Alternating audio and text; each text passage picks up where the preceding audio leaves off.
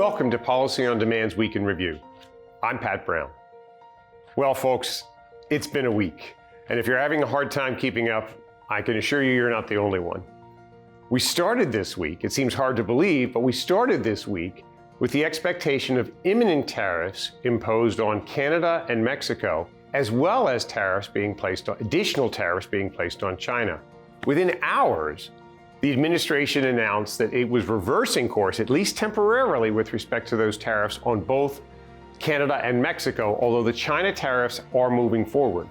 So we continue to see President Trump looking to use trade policy and the potential imposition of tariffs as a negotiating tool, in part, whether the issue is greater cooperation with respect to drug trafficking, potential unfair trade practices, national security matters. President Trump clearly has viewed and will continue to view tariffs and trade policy as an important tool at his disposal. Now, here in Washington on Capitol Hill, Congressional Republicans continue to try to move forward towards getting agreement on how to do the reconciliation bill, the tax reconciliation bill, to extend the 2017 tax cuts. For the moment, there's not an agreement. There's not even an agreement on whether or not we will have one bill or two bills. So we'll have to wait and see how this process plays out. Those negotiations are ongoing. A lot of discussion involving the nature of what spending reductions the so-called deficit hawks amongst the Congressional Republicans will insist upon, and whether or not those, frankly, will just be too much for other members of the Republican conference to stomach.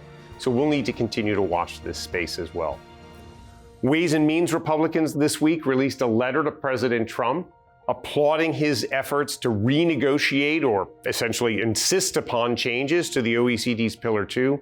This letter was very strongly worded and really called out the past administration for its perceived failures in the eyes of these congressional Republicans in negotiating an arrangement that is fair to the United States. So we should expect further support from congressional Republicans as the Trump administration gears up for discussions with the OECD and with our trading partners about potentially significant changes to Pillar 2. What form those take, obviously, we'll have to wait and see. A couple of other noteworthy developments this week. There were meetings at the UN on this framework tax convention. The United States participant in those meetings issued a statement, really a very harshly, strongly worded statement, calling into question the entire process at the UN and indicating that the United States did not intend to participate going forward in those discussions. And then most recently, President Trump issued an executive order, yet another executive order, asking his administration to look at whether the United States should continue to fund the United Nations and other international organizations whose behavior may not be consistent with the United States' interests.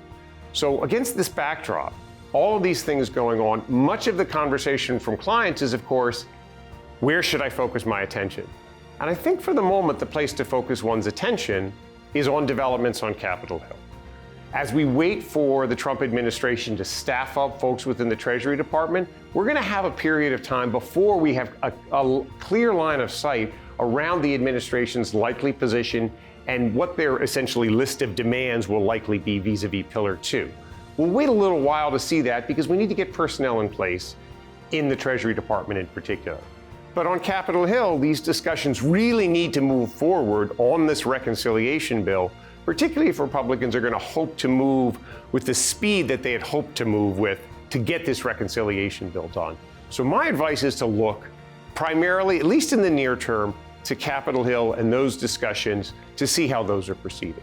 So that's all for now. Continue to stay with us and we'll talk soon.